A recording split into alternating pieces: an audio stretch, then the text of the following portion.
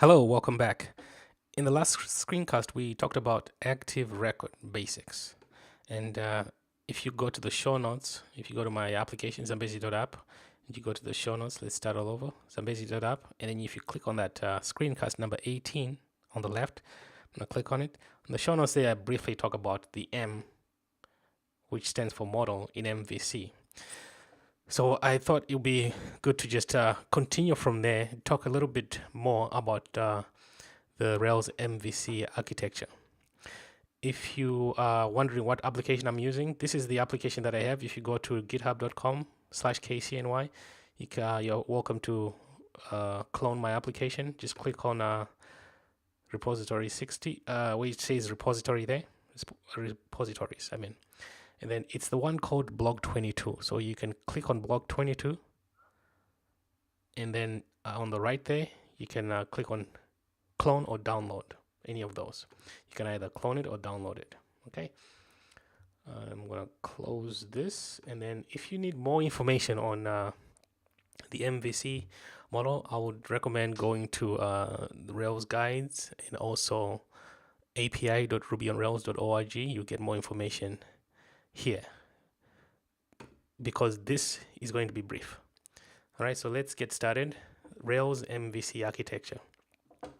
So Rails, the Rails application has an app directory in it, and inside the app directory, there are many directories. There are many folders. I'm going to be using folder and directory interchangeably. So, but the ones in particular that we want to talk about are the models, the views, and the controllers. The controller directory. Okay, now the MV architecture is a very fundamental part of Rails, and it's very important to understand that.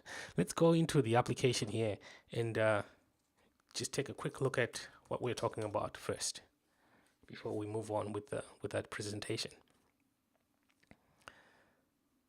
Okay, while it's let's see, okay, good.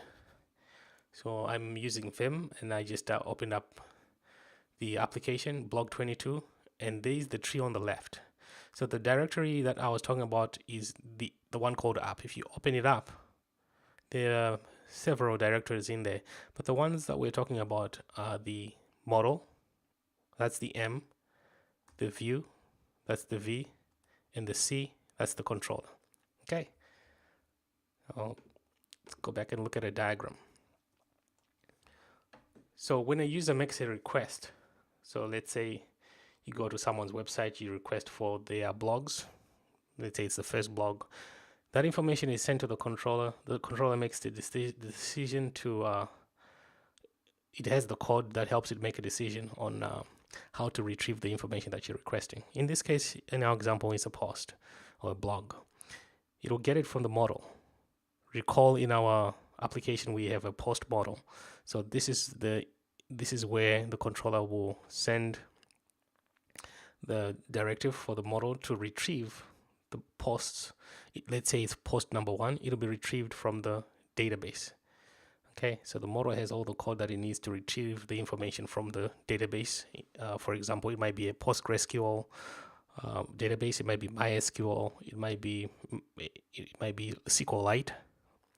My example is PostgreSQL. So that first post is retrieved from the database and then sent back to the model. The model receives it and sends it to the view. The view interacts with the controller, and then you finally view the first post. Okay, so let's go hop into our terminal here. I'm gonna close one of these windows. Let me see. Yeah, let me just close them.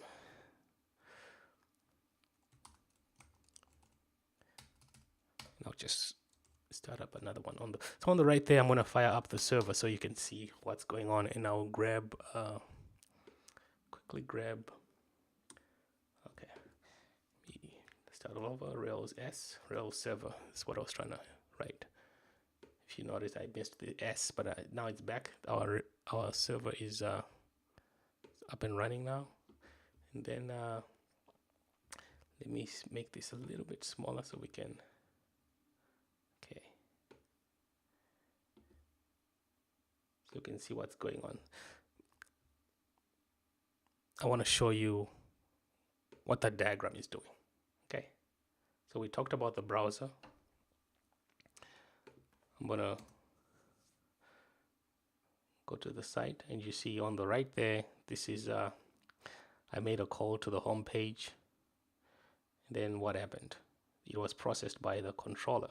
Remember what I was saying? It goes to the controller, and then because we don't have any data that we're requesting, it will go to straight to the it will return the static pages. In this case, it's just the home page. So let me open that up again. This time let's go to the posts. So let's go to /posts. See, now it went to the index page. So from we hit /posts. This is me, that's the user. It went to the controller, and from there it rendered the index page. Okay, and then from the index page, it went to the controller, and then it goes here. It requests all the posts, because that's what we request. That's the code we have in the posts index page, requesting all the posts, and then they get rendered in post index. Okay, now let's try the same thing. This time we're going to request for a particular post.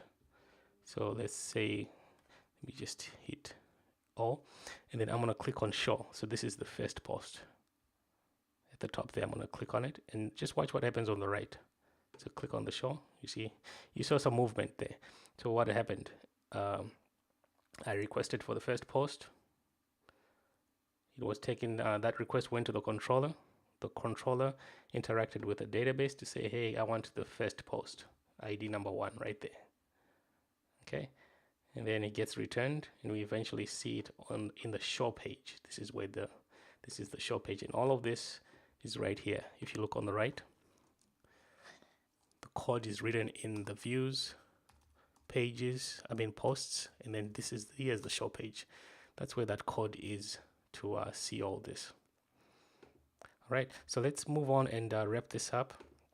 Like I said, if you want to see a little more, to learn more about this, I would encourage you to go to the API Rails website, and then the Rails guides.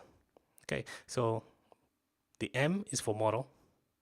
The model encapsulates the data in the database, and all data related code goes in here. The V is for view. It is the presentation layer. This is where the user views and interacts with our application. The C stands for controller. It makes decisions just like a boss. It responds to the user actions like we saw from the browser. It interacts with the database via the model, and it receives the data from the model and it returns it to the view. One more time, here's the diagram. Just wanted you to see it, and I hope that activity that we did in the console helped you get a better understanding of the Rails MVC architecture, and hopefully it gets you a little more curious and you want to know more about Rails, its architecture, and how it works. If you have any questions, comments, feedback, please send them to feedback@zambezi.app. Once again, feedback@zambezi.app. Thank you. I will see you next time. Goodbye.